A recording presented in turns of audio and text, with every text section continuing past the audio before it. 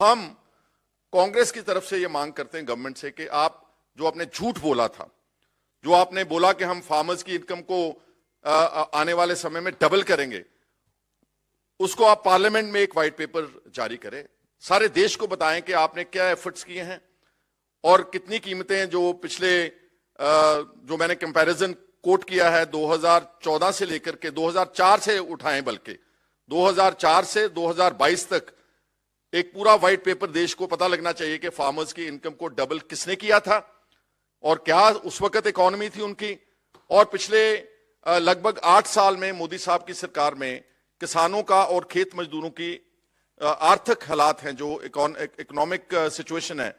उसके ऊपर एक व्हाइट पेपर का हम डिमांड करते हैं। और बीजेपी से यही बोलेंगे मोदी साहब से कम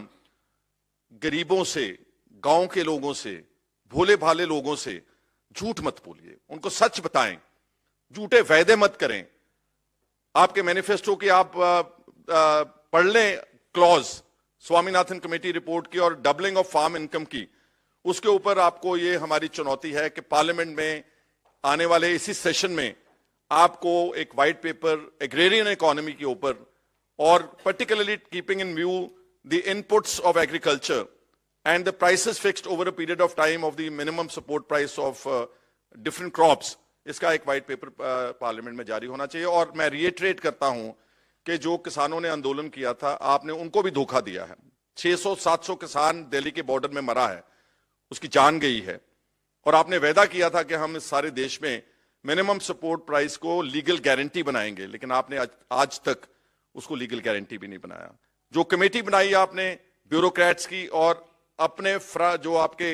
ऑर्गेनाइजेशंस आपके साथ हैं, बीजेपी के किसान ऑर्गेनाइजेशंस की, जो उनके आपकी हाथ ठोका है, आपने उनको ले लिया केवल। ये सारी कमेटी भंग होनी चाहिए।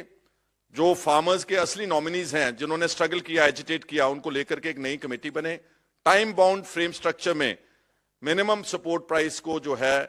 एक लीगल गारंटी की शक्ल में बनाया जाए, और जो मुकदमे आपने किसान आंदोलन में हजारों की तादाद में किसानों के ऊपर किए, वो सारे मुकदमे हैं जो वापस लेने चाहिए।